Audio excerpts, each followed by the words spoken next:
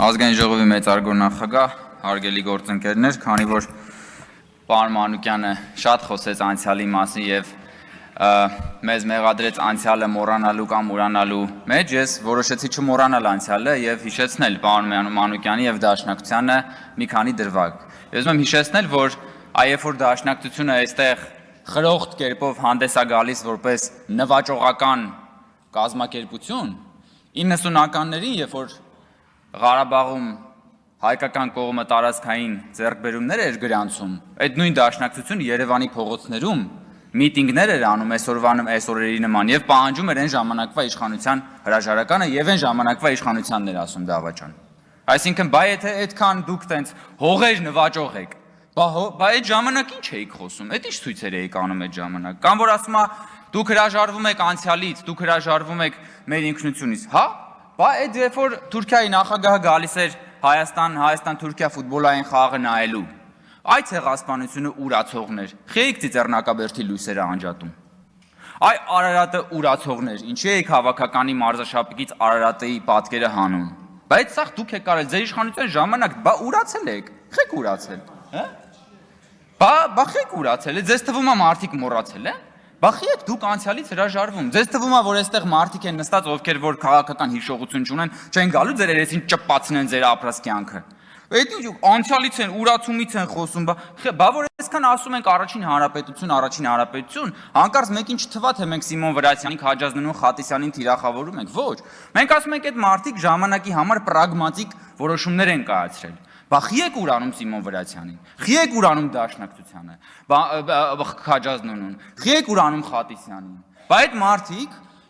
գնացել են կնքել են պայմանագիր Թուրքիայի հետ, որը կոչվել է բարեկամության եւ խաղաղության բարեկամության։ Հիմա եթե դուք մեզ մեղադրում եք Թուրքիայի հետ հարաբերություններ նորմանացնելը համարում եք դավաճանություն, ուրեմն դուք Խատիսյանին, Քաջազնունին, Վրացյանին համարում եք դավաճան։ Դուք ուրանում եք Խատիսյանին, Վրացյանին եւ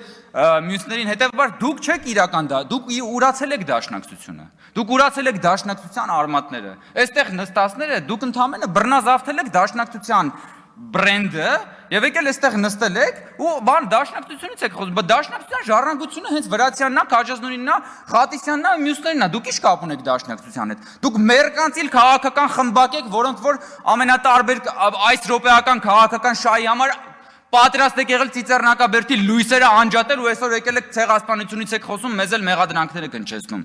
Արարատից մենք ենք հրաժարվել, ասում եմ խեք շապիկից հեռացրել բանը, երբ որ Աբդուլլա Գյուլը եկել էր Հայաստան։ Հեսա լիքը բաներ եք ասել կանադառնա։ Հա, Գեգամ Մանուկյանը ասում է, ցիտում է իր ելույթից։ Ղարաբաղյան շարժումը պայքար էր պետականության ամրապնդման համար։ Սա ասում է Գեգամ Մանուկյանը։ Այս դատողության, այս հայտարարությունից բխում է, որ Ղարաբաղյան շարժման հետևանքով Հայաստանի Հանրապետության պետականությունը պետք էր ամրապնդվի, ճիշտ է։ 1994 թվականի զինադադարից հետո ընդամենը 2 տարի անց Հայաստանում սկսվեց ընտրակեղծարարության մեխանիզմը, առաջին անգամ կեղծվեցին ընտրությունները։ Կարճ ժամանակ անց Հայաստանում տեղի ունեցավ հեղաշրջում հենց իրենց ղեկավարի ուրեմն կողմից եւ ակտիվ մասնակցությամբ։ Այսինքն, երբ որ մենք խոսում ենք պետականության ամրապնդման մասին, չենք կարող խոսել ընտրակեղծարարության մասին, ժողովրդի կամքը գողանալու մասին, ժողովրդին բռնանալու մասին։ Իսկ հա ձեր ղեկավարի իշխանության տարիներին Հայաստանում սկսվեց մի իսկական արյան բաղնիկ քաղաքական սպանությունների։ Ես հիմա ուզում եմ կարդամ, մի հատ դուք ասեք, տենց պետականությունն եք ամրապնդվել են եւ մամուլում ու տարբեր մի բաներում շրջանակներում ձեր ղեկավարի իշխանությունը բնորոշվել է որպես արյունոտ տասնամյակ։ Եվ ահա թե ովքեր են եղել գոնե մի մասը այդ զոհերի։ Հենրիկ Խաչատրյան, Հայաստանի Հանրապետության գլխավոր դատախազ, սպանվել է հրազենից իր աշխատասենյակում 1998 թվականի օգոստոսի 6-ին։ Արամ Կարապետյան, Հայաստանի Հանրապետության տրանսպորտի նախկին դատախազ, սպանվել է կրկին ձեր ղեկավարի իշխանության տարիներին։ Վարամ Խորխորունի ՀՀ պաշտպանության փոխնախարար գնդապետ, սպանվել է 1998 թվականի դեկտեմբերի 10-ին իր բնակարանի շքամուտքում հրազենից, սպանությունը բացահայտված չի։ Արծրուն Մարգարյան, Հայաստանի Հանրապետության ներքին գործերի փոխնախարար, սպանվել է 99 թվականի փետրվարի 9-ին պաշտոնական վարկածով 2 կրակոցով։ Ինքնասպանություն է գործել, մի անգամ կրակելով գլխին, մի անգամ սրտի շրջանում։ Վազգեն Սարգսյան, Հայաստանի Հանրապետության վարչապետ, սպանվել է 99 թվականի հոկտեմբերի 27-ին Ազգային ժողովի դահլիճում։ Կարեն Դեմիրճյան, ԱԺ նախագահ, Հայաստանի ժողովրդական կուսակցության նախագահ, սպանվել է 99 հոկտեմբերի 27-ին։ Յուրի Բախշյան, ԱԺ փոխնախագահ, սպանվել է 99 հոկտեմբերի 27-ին։ Ռուբեն Միրոյան, ԱԺ փոխնախագահ, սպանվել է հոկտեմբերի 27-ին։ Լեոնարդ Պետրոսյան, ՀՀ օպերատիվ հարցերի նախարար, սպանվել է հոկտեմբերի 27-ին։ Արմենակ Արմենակյան, ԱԺ պատգամավոր, սպանվել է հոկտեմբերի 27-ին, Հենրիկ Աբրահամյան, ԱԺ պատգամավոր, սպանվել է հոկտեմբերի 27-ին, Միքայել Քոթանյան, ԱԺ պատգամավոր, սպանվել է հոկտեմբերի 27-ին, Պողոս Պողոսյան, Վրաստանի քաղաքացի, սպանվել է 2001 թվականի սեպտեմբերի 25-ին Առագաստ սրճարանում Քոչանի թիկնապահների կողմից ծեծվելու հետևանքով նախագահին պրիվետ ռոբ արտահայտությամբ ողջունելու համար, դաշնակցական էր։ Տիգրան Նաղդալյան, լրագրող, Հանրային հեռուստախորհրդի նախագահ, սպանվել է 2002 թվականի դեկտեմբերի 28-ին Ծնողների տան շքամուտքի հրազենից, եւ սա մի մասն է։ Սենց եք դուք Ղարաբաղյան շարժման հետևանքով պետականություն ուժեղացրել։ Սենց եք ուժեղացրել։ Բա հաղթել էինք։ Բա հաղթանակից հետո պետքա լիներ ժողովրդավարություն, հաղթանակից հետո պիտի լիներ խաղաղություն, հաղթանակից հետո պետքա լիներ հանրային համերաշխություն, բա դրանից հետո քաղաքական քանի հատ սպանություններ եք իրականացրել։ Գլխատել եք պետությունը, դուք այսօր եկել խոսում եք պետականության ամրապնդումից։ Հաղթանակից հետո, տնտեսա, դուք ազգային հարստությունը մսխել եք հաղթանակից հետո, գույք պարտքի դիմաց են, մնացած ամեն ինչը, որ այսօր ապօրինի գույքի բռնագանձման օրենքով էլ դրա մի մասն է նույնիսկ հայցադիմումներով։ Բա հաղթանակից հետո ձեր երեքի նախագահների իշխանության օրոք Հայաստանից 1 միլիոն մարդ է բան արել, հեռացել անվերադարձ։ Բա Ղարաբաղյան շարժման տրամաբանական հետևանքը դա է եղել։ Դուք դա հենց սրա մասին ենք մենք խոսում։ Բայց թե Ղարաբաղյան շարժման հետևանքը պիտի լիներ պետականության ամրապնդումը, բա ինչ եք դուք արել այդ պետականության հետ։ Հետո եկել եք ստեղ ժողովրդին բան եք անում, վաճառում եք բան գավառական սենտիմենտալիզմ, բա գիտեք մենք բան հիշողությունը, սահմանները, նայեք հələ մի հատ ինչ է ասում։ Հերթական անգամ նվաճում է քաղաքական անմեղսունակության Էվերեստը պարոն Մանուկյանը։ Նայեք ինչ է ասում։ Մեղադրելով մեզ եւ որ մենք պաշտպանում ենք Հայաստանի ինքնիշխան սահմանները եւ Հայաստանի ուրեմն նաեւ քարտեզը, որը վարչապետը ցույց է տալիս, ասում է, այսպիսով այս իշխանությունն ասում է, մոռացեք այն ամենը, ինչ դուրս է հայրենիքի քարտեզից։ Այսինքն դուք ինչ եք առաջարկում,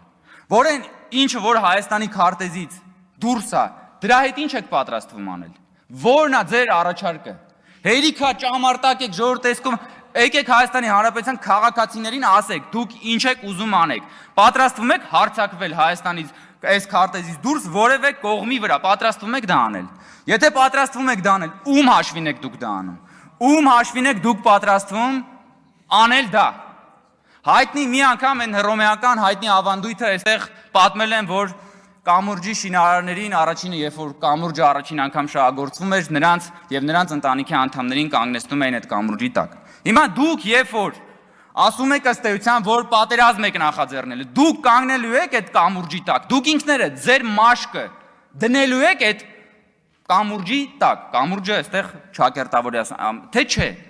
Մնացածը ժողովուրդ ուղղակի ցնդաբանություն է, ինչեր եք խոսում, ինչ հեքիաթի մեջ եք ապրում դուք։ Ձեզ թվում է դուք եք վիրավորում մարդկանց բանականությունը։ Ձեզանից ինչ հարենասեր։ Դուք վաճառել եք, դուք ես էլի այն անգամ ասեցի, դուք Արարատը մոնետիզացրել եք։ Հետո այդ նույն Արարատը, երբ որ Թուրքիայի նախագահը եկել է, հանել եք Հայաստանի հավաքականի շապիկից, գոնե մի եկեք այստեղ բան ձևացեք։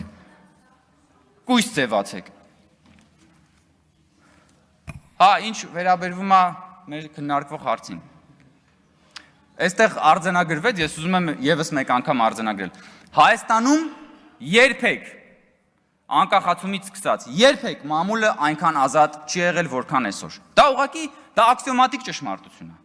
Հայաստանում չի եղել նման բան, որ ընդդիմությունը տիրապետի լրատվական դաշտի 90%-ին, իշխանությունը 10%-ին։ Հայաստանում երբեք չի եղել, որ իշխանությունը, որ ընդդիմությունը տիրապետի 10-պատիկ անգամ ավելի շատ ֆինանսական ռեսուրսի, քան իշխանությունը։ Եվ ի վերջո ես նորից ուզում եմ այդ հարցը տալ, պարոն Մանուկյանը գնաց։ Ուր է Սրբազանի հարցազրույցը։ Դուք խոսում եք այստեղ մամուլի ազատությունից, ասում եք, որ մենք ճնշում ենք եւ այլ, բայց ձեր Սրբազանը, որի հետևից դուք գնում էիք, որը Էմյու Սրբազանի հետ ձեր քաղաքական հոգեհանգիստներ կազմակերպում, դուք էլ հորժարաբար մասնակցում էիք դրան։ Հետո գնում է ձեր հեռուստատեսությունում հարցազրույց է տալի, ձեր շեֆին մի երկու թթու բան է ասում, այդ մարդու հարցազրույցը բան է կանում։ Չնայած նա մի եսի միշտ չի Ստալինա սիրտ ուզում, դուք երևի իր սրտի հենց ուզած լրատվամիջոցներ կետ չի արծե, բայց դուք փաստացի ինքներդ խտրականությանը դիմում բանի նկատմամբ։ Եվ մի հատ ուրիշ ներողություն հիմա ավարտում, մի հատ ուրիշ պարադոքս կա, սիրելի գործընկերներ։ Ուրեմն այս ընդդիմությունը, խորհրդարանական ընդդիմությունը մեղադրում է իշխանությանը, որ իշխանությունը իրենց հետապնդում է, լցնում է բանտերը եւ չի թողում, որպեսզի իրենք քաղաքական գործունեությամբ զբաղվեն, եւ կան այլ ընդդիմադիր գործընկերներ, ովքեր մեղադրում են իշխանությանը, որ իշխանությունը իրենց չի լցնում բանտերը, չի բռնում, չի հետապնդում, որպեսզի իրենք քաղաքականությամբ զբաղվեն։ Եվ քանի որ այս երկու մեղադրանքն էլ կա, ես գալիս եմ այն համոզման, որ իշխանությունը ամեն ինչ անում է շատ ճիշտ, եւ իշխանությունը հիմնվում է սկզբունքների վրա։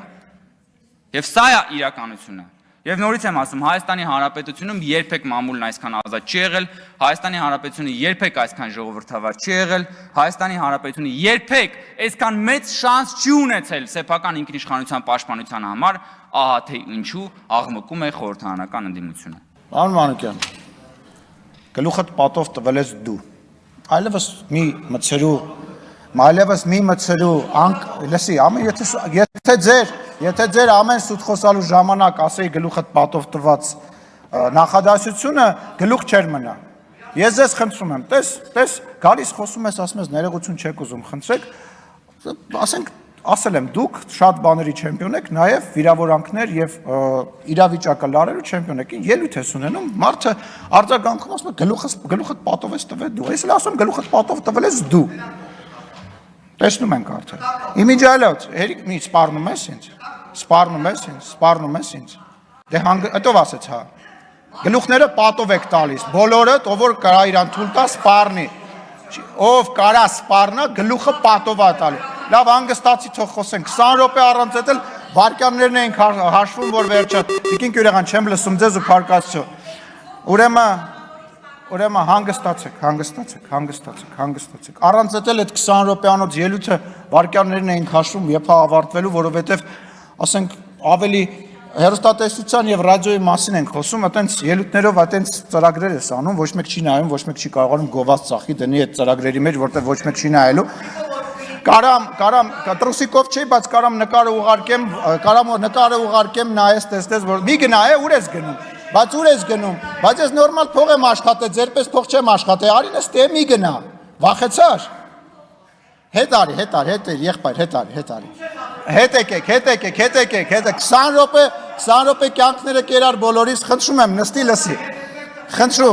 խնդրում եմ նստի լսի, էլի, կլսես, չէ հետո, շնորհակալ եմ, եղավ, շարունակեմ, այդ 20 րոպեանոց ելույթը մի քանի բան կար, որ մեջը տպավորվեց, այդ մեկը, որ վիրավորանք հնչեցրեցիր, մյուսը էտեն էր, որ մեկ էլ պահի տակ ասում էր պատկերացրեք ու նկարագրում էր այն իրավիճակը, երբ որ կար առաջին հանրապետության ժամանակ, փորձելով դրանով արդարացնել կամ ինչ-որ ձևով նկարագրել այն իրավիճակը, որը որ բերեց նրան, որ առաջին հանրապետությունը վերացավ։ Հիմա դուք պատկերացրեք մի իրավիճակ, երբ որ 30 տարվա գաղջից հետո, մարդկանց ծեծելով սպանելուց հետո, մարդկանց թալանելուց հետո, ընտրություններ կեղծելուց հետո, մարտի 1 հոկտեմբերի 27 անելով, այս դահլիճում մարդկանց գնդակահարեցի հետո Հայաստանի Հանրապետության քաղաքացին մի օր դուրս է գալիս եւ կոալիցիոն դաշնակցությանը, հանրապետականին, ասենց ճանապարհում է եւ պրծնում է այդ բանը մղձավանջից, վերջանում է այդ մղձավանջը, նոր եկած իշխանությունն է եւ ընդամենը մի տարի հետո սկսում է համաճարակ, համաշխարհային համաճարակ։ Համաճարակի ընթացքում Թուրքիան եւ Ադրբեջանը, որոնք իրար հետ մոտավորապես 110 միլիոն են կազմում, ել չեմ ավելացնում Պակիստան երկիրը, որը որ նույնպես աջակցում էր, հարձակվում է Հայաստանի Հանրապետության եւ Հայաստանի քաղաքացիների, ինչպես նաեւ Ղարաբաղի վրա հարձակվում է։ Այդ ընթացքում ներսում զինվորականները, որոնք որ փառահեղ տենց գովաբանված էին վերջին 30 տարվա ընթացքում, սկսում են սուտ տեղեկություններ պատմել ռազմաճակատում տեղի ունեցած իրավիճակի ժամանակ։ 5 տարբեր տեղեկություն են հայտնում, մեկը մի բան ասում, մյուսը մի բան ասում։ Այս նոր իշխանությունը բնական է տենց ընտրված, առաջին անգամ ընտրված իշխանությունը փորձում է ինչ-որ ձևով իրավիճակը փրկի, որովհետև դե պարզ է ինչի համար փորձում է փրկի։ Այդ ընթացքում ներսում, պետության ներսում գործի է դրվում 5-րդ շարասյունը։ Ազգային եւ բանը տենց հայրենասիրական լոզունգների տակ ներսից սկսում են պետությունը քանդել։ Ներսից սկսում են պետությունը քանդել եւ փորձում են այնպիսի իրավիճակ ստեղծեն, որ պետականությունը որպես այդպեսին վերանա, որպեսզի մի, չգիտեմ, զինվորական խումբ զավթի իշխանությունը եւ Հայաստանի Հանրապետությունը ունենա այն ճակատագիրը, ինչ ունեցավ 1920 թվականին, օրինակ։ Տենց իրավիճակում։ Դրանից հետո Փառք Աստծո Հայաստանի Հանրապետության իմաստուն ժողովուրդը, չնայելով այն բանին, որ աչ ու ձախ բոլորին ասում էին դավաճան, որ 4000 զոհը վերածում էին 5000-ի, մեկ 7000-ի, բոլորին մեղադրում էին այն բանի մեջ, որ իշխանությանը մեղադրում էին այն բանի մեջ, որ այդ զոհերը իրանց հետ է կապված եւ իրենց մեղավորությունը, այնուամենայնիվ Հայաստանի Հանրապետության քաղաքացին գնում է ասում է, չէ եղբայր, ես շատ լավ գիտեմ, ում պատճառով է եղել այս պատերազմը։ Ես շատ լավ գիտեմ, ինչի հետևանքով է եղել այս պատերազմը եւ նորից քվեարկում է գործող իշխանության համար։ Այդտեղ բոլոր պլանները քանդվում են։ Հետո նորից գործի է դրվում պլան B-ն, դա Հայաստանի Հանրապետությանը ներքաշել պատերազմի մեջ, որպեսզի պատերազմը արդեն բերել Հայաստանի Հանրապետության տարածք, բերել խաղաղապահնել, այդ բանի ֆոնի վրա փոխել Հայաստանի Հանրապետությունում իշխանություն եւ իշխանության բերել մարիոնետային մի իշխանություն, որը որ անցյալի պես կպարի ուրիշի դուդուկի տակ։ Եվ Փառք Աստծո դա նույնպես չի ստացվում։ Հիմա ինչա կատարվում։ Հիմա կատարվում է հետևյալը, այդ 5-րդ շարասյունը շարունակում է գործել, այն գործում է նաև ազգային ժողովում, այն փարոսիկների պես համահունչ աշխատում է հակառակորդի հետ, մեկ ռուսերեն լեզվով, ինչպես նաև օրինակ ես ենթադրում եմ, որ ինչ որ դրվագներ, որը որ քիչ առաջ հնչում էր, ռուսերեն լեզվով է եկել այդ դրվագներ եւ թարգմանվել եւ գեղեցիկ հայերենով փորձ է արվել ներկայացվել։ Դրա համար, գիտեք ինչ, տեքստը պետք է ինչ որ ձևով բռնի մարդուն, դրա համար երբ որ լավ չես թարգմանում այդ տեքստը, ասենք Google Translate-ով ես թարգմանում կամ լավ չես տիրապետում, այսինքն մի հատ այդ 20 րոպեանոց անիմաստ տեքստերից է ստացվում, որը որևիցե բանի չի բերում։ Իսկ դուք իշխանություն չեք ուզում վերցնեք, ընդդիմությունը չի ուզում իշխանություն վերցնի եւ դրա ապացույցները շատ են։ Ենթադրենք, եթե ուզում եք իշխանություն վերցնեիք, ինչ էր պետք Վազգեն Մանուկյանին բերել։ Երբ որ մեզ ասում եք աթոռից կարճած, բայց եթե այդ աթոռը տենց լավն է, 2020 թվականի ավարտին այդ աթոռը տենց լավն էր, ինչի ոչ մեկ չհամարցակվեց այդ աթոռը վերցնի։ Վազգեն Մանուկյանին բերեցիք։ Որովհետև այդ իշխանությունը դուք չէիք ուզում վերցնեիք, 2020 թվականից հետո իշխանությունը փողոցում գցած էր։ Դուք չվերցրեցիք այդ իշխանությունը, որովհետև պետք չէր, պատասխանատվություն էր։ Հետո էլ չուզեցաք վերցնեք, որ դրա համար բերեցիք Կանադայի քաղաքացուն, որպեսզի իշխանություն չվերցնեք։ Դուք չեք ուզում իշխանություն վերցնեք, առնվազն միջև այս պահը դուք չէիք կարողանում ու չէիք ուզում վերցնեք, որովհետև պատասխանատվություն է, բայց հետո ինչ եք անելու։ Կանգնելու եք ասեք նախկիններն են մեղավոր, մենք մարդիկ չեն հավատալու, որ մենք ենք մեղավոր, որովհետև մասնակից են եղել այդ ամեն ինչին եւ քվեարկել են։ Դուք իշխանություն չեք ուզում վերցնեք նաեւ հիմա։ Չեք ուզում։ Ձեր նպատակը հաջորդ ազգային ժողովում հայտնվելն է։ Այդ ելույթները, որ գալիս եք 4 տարի, 5 տարի այդ նույն բանը ասում եք։ Ինձ ձեզ թվում է, բացի ձեր կողքի շրջապատում հավաքվածները ինչ որ մարդ ավելանվել է, այն մարդը, որը որ մեզ ընտրել է եւ ինչ որ բանի հետ կապված միգուցե վաղը մեզ չի ընտրելու, ձեզ չի ընտրելու, գնալու է երրորդ մեկին ընտրի, բայց ձեզ չի ընտրելու։ Նենց որ այդ որսը դադարեցրեք, դուք իրականում տուպիկի մեջ եք եւ այդ տուպիկը այտենց քաղաքական լուրջ տուպիկ է։ Այն նույն բաները, այն նույն, այսպես ասած, քաղաքական վերլուծաբանները, որոնք որ հիմա հայտնվել են ինտերնետում, ոդքասթներ են անում, հարցազրույցներ են տալի, դրա իմաստը ո՞րն է։ Հաջորդ ցուցակներում հայտնվել է։ Ես լավն եմ, դեռ ելույթ եմ ունեցել, այսօրվա իշխանությանը քննադատել եմ, ինձ էլ վերսեք։ Հիմա հարգելի քաղաքացիներ, մրցույթը սկսված է։ Ով կհայտնվի ընդդիմության հաջորդ ցուցակներում եւ այն ամեն ինչ որ դուք տեսնում եք հեռուստատեսությամբ, ինտերնետով եւ մնացած տեղով, ուղղակի առաջարկ է։ Մարդը գալիս է առաջարկում, տեսեք, ես կարամ այսինչ բանը ասեմ իշխանությանը եւ ինձ էլ վերսեք ձեր ցուցակը։ Խնդրեմ, շարունակեք ձեր մրցույթը։ Ես վստահ եմ, որ շատ մարդիկ այլևս հաջորդ ազգային ժողովում ստեղ չեն լինելու, ինչ որ նոր մարդիկ կհայտնվեն եւ դա նորմալ է ժողովրդավար իշխանության պարագայում։ Այնուամենայնիվ ինչ վերաբերում է դաշնակցության, ասում էր դաշնակցությանը փակել, ինչ որ սես բաներ խոսում, այն ինչ որ անում է դաշնակցության հայաստանյան այն կազմը, որը որ այսօր կա, նաև Հայաստանում դաշնակցության փակման գործում չի արել որևիցե մեկը։ Այն ոնց որ դուք վարկաբեկել եք ու վարկաբեկում եք դաշնակցությանը, ոչ մեկ չի արել։ Դուք հայտնվել եք դաշնակցականները ազգային ժողովում, ուղղակի այդ պատերազմից հետո Հայաստան դաշինքի ֆորմատով Ռոբերտ Քոչարյանի տրամաբանությանը մեր։ Ձեր կազմը, ձեր մասնակցությունը գնալով իջնում էր եւ էլի իջնելու է, ու դուք էլ դա լավ գիտեք, դա խայտարակություն է, շատ վատ, դա իրոք տխրելու առիթ է, որովհետեւ մարդել 130 տարի քաղաքական դաշտում լինի ու գնալով իրան կորցնի։ Այնուամենայնիվ խնդիր ունեք եւ հաջորդ գումարման մեջ բնական է, որ այդքան ներկայություն չեք ունենալու, չգիտեմ ընդհանրապես կունենաք թե չեք ունենա, բայց վերադառնալով թեմային ես մի հարց ունեմ, էլի ձեզ հարգելի մեր հյուր լսում եք։ Բարև ձեզ, պարոն Հակոբյան։ Պարոն Հակոբյան, ոնց է ստացվում, որ որոշ հեռուստաալիքներ կարողանում են ցույց տալ նորագույն ֆիլմեր, այսինքն ես գիտեմ ոնց է ստացվում, բայց դրա դեմը պետք է առնել։ Տեսեք, արդարությունից եւ օրենքից խոսացող մեր լրատվամիջոցների, այսպես ասած, սեփականատեր լրատվամիջոցները ինչ են անում։ Վերցնում են նոր ֆիլմ, ենթադրենք 100 տարվա մենություն ֆիլմը, որը որ 2025 թվականի ֆիլմ է, ինչ որ երրորդական կազմակերպության հետ պայմանագիր են կնքում եւ որ իբր իրենք գնել են այդ ֆիլմը այդ կազմակերպությունից եւ առանց իրավունքներ ունենալու ցույց են տալիս։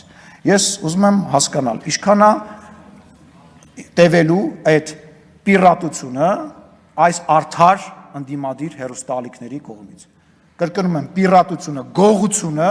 արդար լուրեր տվող TV5, Երկիր մեդիա եւ այլ հեռուստաալիքների կողմից։ Ինչքան է այդ հանցագործությունը շարունակվելու եւ թոս փչոցին։ Իսկ ասելու շատ բան կա, վստահ եմ դուք էլ ինձ առիթները կտաք։ Շնորհակալություն։ Շնորհակալություն ազգային ժողովի մեծարգո նախագահ, հարգելի գործընկերներ, սիրելի քաղաքացիներ։ Քանի որ տարին նախընտրական է, այս ընթացքում ընդդիմադիր մեդիաները ոչ միայն բազմացել են ճագարային սկզբունքով, մասնավորապես բացվել են նորանոր մեդիաներ, նորանոր լրատվականներ, սև ու կոռումպացված փողերը, որոնք հաճախ նաև ակնհայտորեն այս կամ այն առնչությունը ունեն այս կամ այն քրեական գործի հետ անցնողների հետ, շատ դեպքերում նաև թմրանյութի գործերով անցնողների հետ լցվել են լրատվական դաշտ ու լրատվական տերորը հասել է մի նոր մակարդակի ու նոր բարձունքի։ Ատելության խոսքի գեներացիան ընդդիմադիր լրատվականներով պատմական մաքսիմումի վրա է հասել։ Նմանատիպ մակարդակի եղել է ենթադրում եմ մեկ էլ 1999 թվականին հոկտեմբերի 27-ից առաջ, երբ դաշնակցական ու մերձ դաշնակցական մամուլը ամեն կերպ ցեխոտում էր ու ատելություն էր տարածում Վազգեն Սարգսյանի նկատմամբ, ինչու՞ չէ տեղ-տեղ նաև Կարեն Դեմիրճյանի նկատմամբ։ Ինչ որ նոր բան կամ նոր ասելիք որպես այդպեսին չգեներացնող ընդդիմադիր քաղաքական միտքը անցել է հին ու բարի իրենց կողմից մեկ անգամ արդեն իսկ փորձված ու աշխատած տարբերակին։ Ուղղակի ցեխոտել, ուղղակի վիրավորել, ուղղակի ատելություն քարոզել քաղաքական մեծամասնության եւ նրա աջակիցների նկատմամբ։ Մեծամասնությանը անվանել թուրք ու դավաճան, աջակիցներին ժեղ ու նորից թուրք։ Թուրք դավաճան ժեղ, թուրք դավաճան։ Այս պրիզմայից ոչ մի կերպ դուրս չեկող ընդդիմադիր լրատվականները հաճախ, ինչն ամենահետաքրքիրն է, բայց այս ընդդիմադիր լրատվականները չեն խորշում խոսելուց ատելության խոսքի տարածման մասին։ Ու դեպ ատելության խոսքի մեջ ատելության խոսքի տարածման մեջ մեղադրում են այնպիսի լրատվականների, որոնք դրանով աչքի չեն ընկնում երբեք։ Այ մասնավորապես վերջերս Լեռնային Ղարաբաղից բռնի տեղահանվածները ակցիա են անում Լեռնային Ղարաբաղի ներկայացուցչության մոտ Սամվել Շահրամանյանի դեմ։ Մենակ տեսնեիք, թե ընդդիմադիր լրագրողները ինչպես էին խոսում այդ մարդկանց հետ։ Ուղղակի տեսնեիք։ Ընդամենը նրա համար, որ այդ Լեռնային Ղարաբաղի կոնկրետ այդ քաղաքացիները իրենց քաղաքական օրակարգը չեն սպասարկում։ Իսկ ո՞րն է իրենց քաղաքական օրակարգը։ Տանել միկրոֆոնը դեմ տալ ինչ որ մի հատ Լեռնային Ղարաբաղից բռնի տեղահանվածի, խնդրել, համոզել, չգիտեմ ինչ եղանակներով բան անել, որ մաքսիմալ ատելությամբ լի վերնագիր ստանան այդ մարդուց իշխանությունների նկատմամբ։ Հողեմ, անիծեմ, թաղեմ քեզ, երեխեքիդ, կնոջդ, հողեմ, թաղեմ, անիծեմ։ Նմանատիպ բառապաշարով վերնագիրը ստանա, Այդ վերնագիրը տեղադրեն սենց հպարտ դեմքերով, հետո այդ վերնագրին ի պատասխան ակնհայտ է, որ ատելության խոսքին ի պատասխան հասարակության շերտերը պատասխանելու են ատելությամբ, այդտենց չգրված օրենքը, շատ վատ է ու ես դա դատապարտում եմ։ Բայց այդ վերնագրին ի պատասխան քաղաքացիների կողմից հնչածը գան ու սենց դատապարտեն լուրջ դեմքերով, էլի սենց ոնց որ մարդու իրավունքների եվրոպական դատարանից հենց նոր դուրս եկած սենց սպիտակ օձիքով մարդկանցից բան անեն, մարդկանց դեմքով սենց դատապարտեն, այ ատելության խոսք է տարածում, դուք եք տարածում այդ ատելության խոսքը, ձեր լրատվականներն են տարածում այդ ատելության խոսքը, ամենօրյա ռեժիմով են տարածում այդ ատելության խոսքը, ու մեր քաղաքացիները դրանից պաշտպանվելու ինչ-որ մի միջոց պետք է գտնենք, մենք պետք է գտնենք, որտեղ սա աննորմալ է, այս մակարդակի ատելության խոսք, ես ձեզ անկեղծ եմ ասում, ուղղակի նայեք, քանի լրատվական է բացել ընդդիմադիր բանը, այդ մեդիա, չգիտեմ էլ ինչ, մեդիա կոնգլոմերատը որպես այդպիսին, տոննաներով, միլիարդների փող է ծախսում, 90% իհարկե ոչ օրինական գրանցված է, լրագրողների 90%-ին իդեպ սևով են գրանցում ու չգիտեմ ոնց են փողը տալի, որին նայես նվազագույն աշխատավարձով է գրանցված, ես ձեզ անկեղծ եմ ասում, նվազագույն աշխատավարձով ոչ մի լրագրող միկրոֆոնը չի վերցնի ու գա ազգային ժողով, դա անհնար է ուղղակի։ Հարկերը թաքցնում է,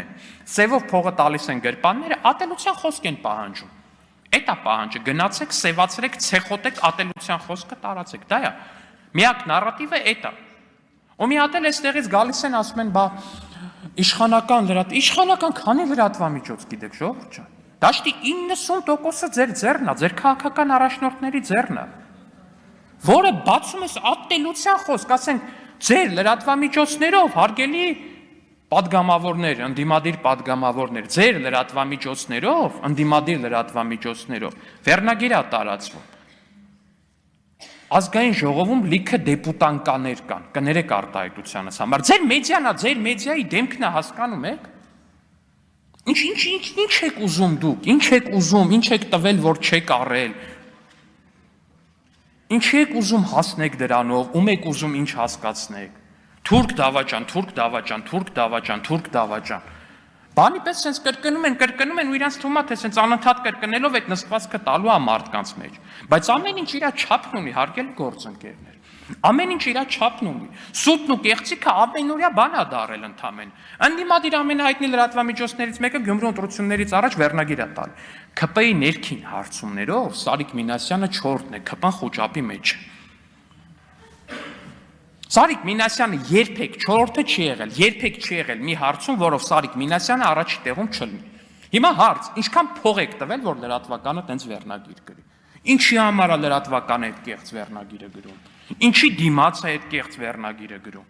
Ընդդիմադիր մեդիան ցենց սրտի ասեղի վրա նստածրած ու ատելության ասեղի վրա մարդկանց նստածրած։ Այն անդիմության մի ներկայացուցիչը տոննայով կակայինը բերում է, այն մեկն էլ սուտն ու կեղծիկն ատելությամբ մեդիաներով է տալի, էլի։ Ասեղա, որ սարքել է կոնկրետ։ Հետո այստեղ ատելության քարոզ։ Ձեզնից լավ ատելության քարոզ ձեր լրատվականները նայեք մի հատ։ 800, ես իմ քանի հատ ընդդիմադիր լրատվական կա, առհասարակ այդպես բան եղել է Հայաստանի պատմության մեջ, որ այդպես 3-4 հատից ավել ընդդիմադիր լրատվականներ։ Դաշտի 90%-ը ընդդիմադիր լրատվականներն են, 90%-ով հալալ բոլորով 100%-ը ատելության քարոզը։ Մաքրամաքուր ատելության քարոզը։ Վիրավորանքը ամենանողկալի ու ամենափողոցային ձևով։ Ամենափողոցային բառապաշարով ուղղակի։ Ու այստեղ գալի ատելությունից են խոսում, այս մի բանից են խոսում, այն մի բանից են խոսում։ Հարգելի եւ սիրելի քաղաքացիներ, ես ձեզ կոչ եմ անում ու ես ձեզ խնդրում եմ ինքներդ ձեզ ազատել այդ ատելության խոսքից ու ապատեղեկատվությունից։ Ուղղակի մի հետևեք այդ լրատվականներին ու մի փչացրեք ձեր նյարդերը։ Սա ինչի եմ ասում, որտեվ ամեն երկրորդ քաղաքացին ասում, խիչ եք դրանց փակում, խիչ եք դրանց որջերը փակում։ Ես իհարկե բացատրում եմ, որ կա խոսքի ազատություն, որ չի կարելի, որ եւ այլն, բայց մարդն ասում է դուք հասկանում եք, չէ, իրանք ինչ են անում։ Շատ հաճախ այս վերջերս մի մարդու հանդիպել, ասում է դաշնակները անում են նույն բանը, ինչը որ արել են հոկտեմբերի 27-ից առաջ, ինֆորմացիոն նախապատրաստություն։ Ես ասում եմ լավ։ Ու իրականությունը հենց այն է, հարգելի քաղաքացիներ, որ ատելության այդքան խոսքը, այդ ամբողջ մաղձը, որ թափվում է որպես այդպիսի, դա պատահական չի ու պատահական լինել չի կարող։ Այդքան փող հենց այնց ոչ մեկ չի դնում ինչ-որ բանի մեջ։ Այդքան փող, որ ծախսվում է Հայաստանում ընդդիմադիր մեդիայի վրա, ես ասում եմ, եթե ժամանակին ծախսվեր Հայաստանի վրա, կարող է առհասարակ Հայաստանի քաղաքացիները շատ էլ գոհ լինեին նախկին իշխանություններից։ Դուք չեք պատկերացնում, անկեղծ թե ինչքան ծախսատար բան է այդքան մեդիաներ ունենալ։ Օրինակ մեր կուսակցությունը ունի օրինական գրանցված լրատվամիջոց, որը եւ աշխատում է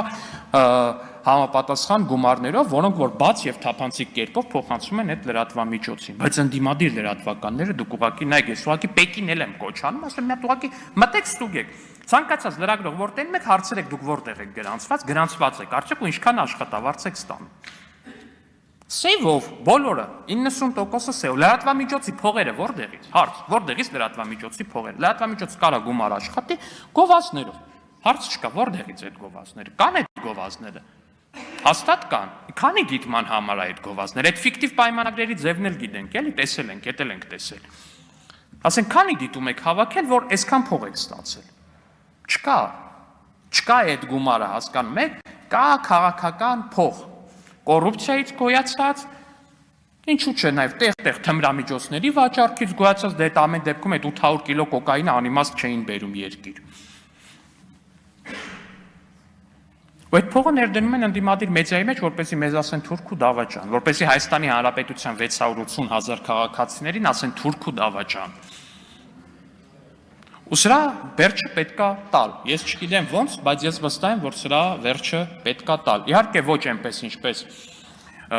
Ռոբերտ Քոչարյանը տվեց ԱՄԵԿ+-ի վերջը, բայց ես կարծում եմ դրա վերջը պետքա տալ ուղղակի օրինական, օրենսդրական որոշակի փոփոխություններով, որոնք կպարտադրեն, որ նարկոբարոնների ու կոռուպցիայի գոյացած փողերը լրատվական դաշտից հեռու մնան, որովհետև կներեք, երբ որ լրատվության համար վճարում են մարդասպաններն ու մարդակերները, նրանք դրանով քարոզում են հենց մարդասպանություն ու մարդակերություն։ Շնորհակալություն։ Ազգային ժողովի մեծարգո նախագահ, հարգելի գործընկերներ, սիրելի քաղաքացիներ, ես կցանկանայի վերադառնալ այս մտքերի փոխանակության ուրբաթ օրվա հատվածին, որտեղ պարոն Մինասյանը առաջարկեց մեզ, մեջբերում եմ ուղղակի, օգտվենք այն դասերից, որոնք որ դաշնակցությունը ստացել է թուրքերի հետ հարաբերություններ կառուցելուց։ Ինձ թվում է սա շատ կարևոր թեմա է ոչ միայն անցյալի շուրջ բանավեճի տեսանկյունից, այլ մեր ներկա եւ ապագա արտաքին քաղաքականությունը հստակեցնելու դիտանկյունից եւ ուրեմն որոնք են այն դրվագները, որոնք քննարկման են արժանացել այս դահլիճում, դրանք 3-ն են։ Առաջինը առաջին հանրապետության մեկնարկի պահին 1918 թվականի հունիսին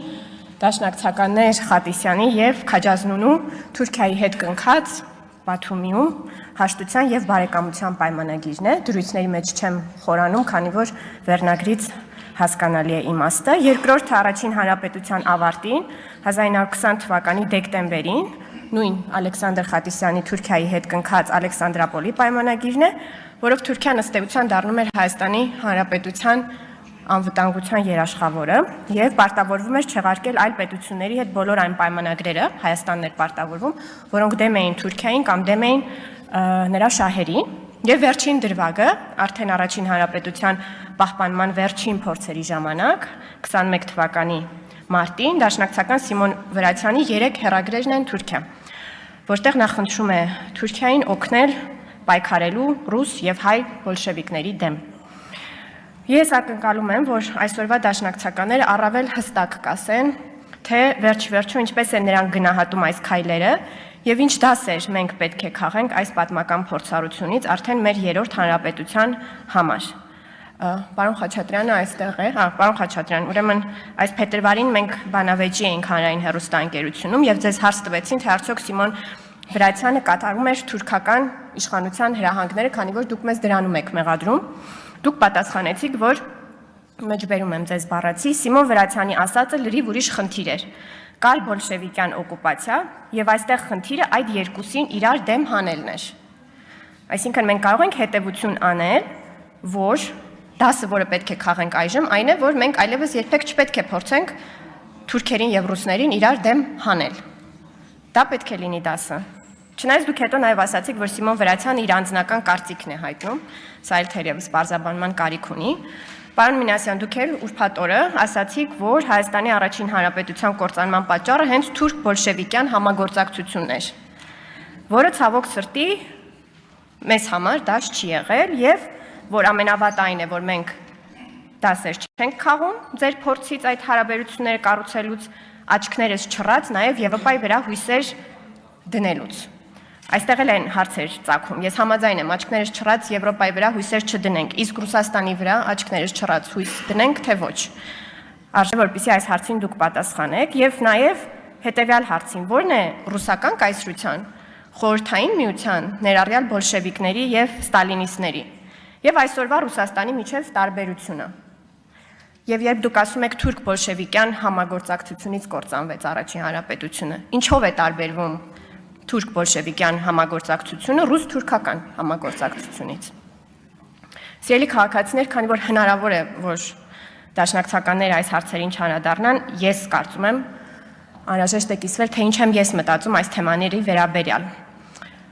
Մենք Հայաստանի Հանրապետությունը կայացնելու համար մեզ տիրապետած 3 կայսրությունների, պարսկական, թուրքական եւ ռուսական կայսրությունների ժառանգորդ պետությունների հետ պետք է ձգտենք ունենալ կամ նորմալ, կամ լավ հարաբերություններ։ Ինչպես։ Սկսենք Իրանից, քանի որ Իրանի հետ մենք ունենք լավ հարաբերություններ, սա հեշտ է։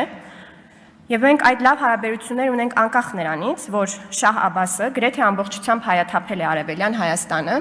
300,000 հայերին քշելով այստեղից դեպի պարսկական կայսրության հարավ։ Իսկ երբ Արևելյան Հայաստանը անցավ ռուսական կայսրությանը, ընդամենը 30,000 հայեր վերադարձան Արևելյան Հայաստան։ Մենք Իրանի հետ լավ հարաբերություններ ունենք նաև անկախ նրանից, որ պատմական մեծ հայքի 15 նահանգներից 3-ը փայտակարան, վասպուրական եւ պարսկահայք մասամբ կամ ամբողջությամբ գտնվում են Իրանի տարածքում։ Մենք փակել ենք պատմության այս էջը եւ համոզված ենք, որ ոչ մի իրանահայ չի բողոքի մեր դեմ, թե ինքը ճիշտ տեղում չի ծնվել եւ կամ պահանջի մեզնից վերականգնել պատմական արդարությունը։ Ընդհակառակը, մեր երկու երկրների հարաբերությունների շարունակական պահպանման եւ զարգացման կողմնակից կլինի։ Թուրքիայի հետ հարաբերությունները։ Թուրքիան առաջինն է ճանաչել Հայաստանի առաջին հանրապետությունը եւ առաջիններից է ճանաչել Հայաստանի երրորդ հանրապետությունը։ Ինչու՞։ Բնավ ոչ մեր գեղեցիկ նայիրյան աչքերի համար, այլ այն պարզ պատճառով, որ հայերի ազգային պետությունը ձևավորվում էր ոչ թե իր տարածքում, այլ ռուսական կայսրության։ Իսկ հիմա մենք ինչ պետք է անենք։ Արդյոք պետք է գնանք եւ ազատագրենք նաեւ Արևմտյան Հայաստանը։ Ծածուկ հույսեր փայփայենք, որ եթե ոչ այսօր, ապա ապագայում նման հնարավորություն կստեղծվի։ Ոչ, մենք պետք է ռազմավարական երկարաժամկետ որոշում կայացնենք, որ Հայաստանի Հանրապետությունը չունի քաղաքական ծրագրեր Հայաստանի սահմաններից դուրս, չունի եւ վերջ։ Եթե Իրանի հետ այսօրվա մեր հարաբերությունները պատմականորեն խարսխված են Թուրքմենչայի 1928 թվականի պայմանագրի վրա, որով ռուսական կայսրությունը մեր անունից դադարեցրել է հակամարտությունը Արաքս գետից դեպի հարավ, ապա այսօր մենք մեր մեջ պետք է գտնենք կամք բոլոր մակարդակներում ներառյալ ընդդիմության փակել հակամարտությունը, վերսկսելու հնարավորությունը Արաքս գետից դեպի արևմուտք։ Հայաստանի Հանրապետության ժողովուրդը տարագիր չէ, Հայաստանի Հանրապետության ժողովուրդը պետություն ունի եւ այժմ մեր ինքնության առանցքը ոչ թե մեզ հետ պատահած ամենամեծ ողբերգությունն է, այն է ցեղասպանությունը, այլ մեզ հետ պատահած ամենամեծ բարեբախտությունը, այն է Հայաստանի Հանրապետության գոյությունը, դա է մեր ինքնության առանցքը։ Եվ վերջապես Ռուսաստանը։ Ինչպես նախորդ երկու պատմական համատեքստերում, այդպես էլ այստեղ մենք պետք է արձանագրենք, որ ռուսական կայսրությունը հալածում էր մեր եկեղեցուն, փակում հայկական դպրոցները, խորհրդային միությունը զրկեց մեզ մեր առաջին հանրապետությունից, Սիբիր աքսորեց մեզանից շատերի տատերին ու պապերին, իսկ այսօրվա Ռուսաստանը մեզ մենակ թողեց Ադրբեջանի եւ Թուրքիայի դեմ հանդիման։ Սա արձանագրելով մենք պետք է սին հույսեր չկապենք Ռուսաստանի հետ, մեղմենք մեր տնտեսական կախվածությունը Ռուսաստանից եւ առաջ շարժվենք։ Մենք չենք կարող արտաքին քաղաքականություն վարել ոչ որպես Օսմանյան կայսրության ֆիդայիներ եւ ոչ էլ որպես սովետի դիսիդենտ եւ բնականաբար ոչ էլ որպես գուբերնատոր։ Հայաստանի Հանրապետությունը կայսրությունների առջև պետք է կանգնի իր սեփական երկու ոտքերի վրա։ Բոլշևիկների գալու վախից չնետվի թուրքերի կամ ուրիշների գիրկը, այն հույսով, թե նրանք մեզ փրկելու են։ Թուրքերի գալու վախից չնետվի բոլշևիկների գիրկը, այն հույսով, թե նրանք մեզ փրկելու են։ Չնետվի ոչ մեկի գիրկը։ Ինչ կապ ունի այս ամենը այնուամենայնիվ հեռուստատեսության եւ ռադիոյի հանձնաժողովի զեկույցի հետ։ Շատ ուղիղ։ Վերջին տարիների տեխնոլոգիական զարգացումները վերացրել են տեղեկատվական սահմանները, այսինքն Հայաստանի Հանրապետություն ունի ֆիզիկական սահմաններ, սակայն տեղեկատվական իմաստով ամբողջ աշխարհում սահմաններ այլևս չկան։ Հետևաբար մենք պետք է ճշտենք ամեն տեղեկություն, որ ստանում ենք։ Սիրելի քաղաքացիներ, կարելի է որպես սկզբունք որդեգրել պարզապես չվստահելը այն ամենին, ինչ ցնցում կամ անհանգստացնում է մեզ, քանի դեռ չենք համոզվել դրա ճշմարտացիության մեջ։ Մենք պետք է նաև վերլուծենք ամեն տեղեկություն, որ ստանում ենք։ Եթե դուք հանդիպում եք մի դիտանկյունի, որի հիմնական իմաստը այն է, որ պետք է վերականգնել Ռուսաստանի Դաշնության հետ ռազմավարական հարաբերությունները, հիշեք, որ Ռուսաստանի Դաշնությունը դեռ 2010-ականներից ահռելի քանակության զենք է վաճառել Ադրբեջանին եւ արդեն ունի ռազմավարական հարաբերություններ Ադրբեջանի հետ, իսկ Թուրքիայի հետ պատմականորեն կարող է մրցել կամ համագործակցել ըստ նպատակահարմարության, եւ սա չի փոխվելու։ Եթե դուք հանդիպում եք մի դիտանկյունի, որի հիմնական իմաստը այն է, որ Թուրքը հավետ իմ թշնամին է, հիշեք, որ մենք նույնանման պատմական հիմքեր ենք ունեցել այդպես մտածելու նաև պարսիկների եւ արաբների մասին։ Մեր ազգային էպոսը Սասունցի Դավիթը արաբների հետ կռվելու մասին է։ Մինչդեռ այդ ժողովուրդների հետ այժմ մենք ունենք լավ հարաբերություններ։ Եթե դուք հանդիպում եք մի դիտանկյունի, որը թեկուզ թեթևակի միտք է պարունակում, թե Ֆրանսիան կամ որևէ արևմտյան երկիր մեզ կօգնի հետ բերել Լեռնային Ղարաբաղը, հիշեք, որ դա եւս դեպի անցյալ գլորվելու ծուղակ է։ Սիրելի քաղաքացիներ, եթե մենք դաս ունենք քաղելու պատմությունից, ապա այդ դասը հետեւյալն է. Հայաստանի Հանրապետությունը գոյություն ունենալու եւ զարգանալու միայն մեկ ճանապարհ ունի՝ չշրջվել դեմքով դեպի անցյալը, որտեղ մեր պետությունը չկար, նայել միայն առաջ, որքան էլ անցյալի բոլոր կայսրությունները այս կամ այն դեմքով ոռնան մեր հետևից։ Որքան մենք մոտենում ենք 26 թվականին, այդ ոռնոց ուժ գնանալու է։ Լինելու են արհեստական բանականությամբ ստեղծված տեսանյութեր, լինելու են Իրանի ադրբեջանալեզու տուրիստներ, լինելու են Երևանի փողոցներում ծաղիկները գետնին շպրտող ռուս բլոգերներ եւ այլ նոր բաներ, որոնք նկարագրելու համար այժմ ոչ մեկիս երևակայությունը չի բավարարի։ Ամուր պահեք ձեր նյարդերը։ Եթե քաղաքականությունը շատ թունավոր է դառնում, դադար վերցրեք, գնացեք բնությունը վայելելու, սպորտով զբաղվեք։ Հեռու պահեք թույն արտաշնչող մարդկանց։ Պահպանեք ձեր տեղեկատվական միջավայրը եւ համբերատար սպասեք 26 թվականի ընտրության օրվան, երբ կկարողանաք բանեցնել ձեր իշխանությունը անմիջականորեն առանց քաղաքական եւ լրատվական միջնորդների։ Շնորհակալ եմ։ Ազգային ժողովի մեծարգո նախագահ, հարգելի գործընկերներ, հատկապես պարոն Գառնիկ Դանիելյան, ես ուրբաթ օրը շատ զայրացած էի, որովհետև ասում եք ես ազնիվ եւ անկեղծ պայքարող մարդ եմ, բայց հետաքրքիր է ոնց եք այդ ազնիվ կերպարով գալիս ու այս ամբիոնից կանգնում ասում, որ մենք մատաղ սերնդին նստացրել ենք նարկոտիկի վրա։ Երբ Հայաստան տոննաներով կոկային ներկրող Քեթրինի Միհրանի աջակցությամբ դուք եք սրբազան պայքար տանում, իր երիտասարդների հետ ակցիաներ իրականացնում, կամ ձեր Բագրատ Սրբազաններ բեմից հայտարարում, որ ձեզ են միացել ձեր շատ սիրելի ընկերները Arthur Brothers-ը Քենիայից, որոնք հենց կապված են թմրան միջոցների հետ։ Տենց բան ասելուց հետո իհարկե դահլիճից մեր արձագանքներից հետո ասում եք, բա դուք եք պատասխանատու, դուք եք իշխանությունը, երկրում ինչ կատարվում է, պատասխանատվությունը դուք եք կրում։ Ու հետաքրքիր է, արդյոք պարոն Դանիելյանը օրինակ իրենց քաղաքական առաջնորդ Ռոբերտ Քոչարյանին ասել է. «Պարոն Քոչարյան, ինչու սպանեցիք Վազգեն Սարգսյանին կամ ինչու սպանեցիք Կարեն Դեմիրճյանին հոկտեմբերի 27-ին»։ Կամ արդյոք ասել է պարոն Քոչարյան, ինչու մարտի 1-ին 10 քաղաքացու գնդակահարեցիք Երևանի կենտրոնում։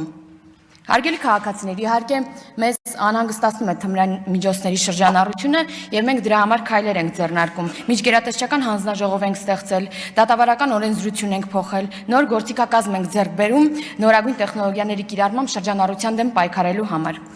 Կամ գալիս եք գլուխ եք գովում, թե դուք ռևանշիստ եք, մենք էլ ձեր դեմ պայքարողն ենք։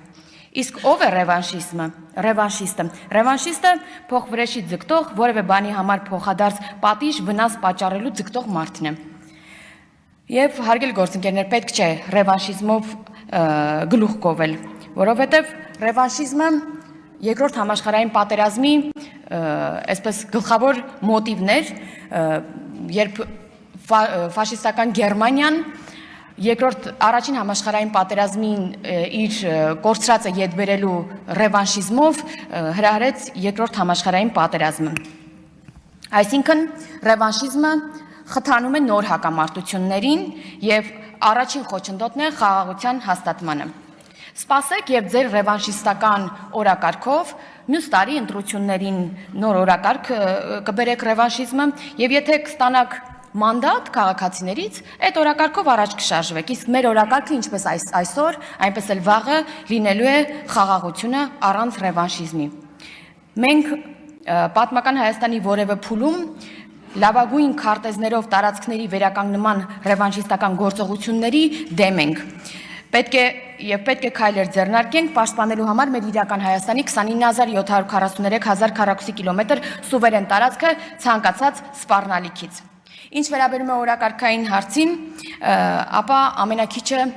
ինձ համար զավեշտալի է, երբ ՀՌՀ-ի անաչառությունից, օբյեկտիվությունից եւ ազատությունից խոսում է մի խմբակցություն, ում պատկանող հեռուստատեսությունը մինչ այսօր այդպես էլ եթեր չհեռարձակեց Սրբազան Աճապահյանի հարցազրույցը, ինչը թե վերջինս հանդգնել էր քննադատել Ռոբերտ Քոչարյանին եւ Դաշնակցությանը։ Շնորհակալություն։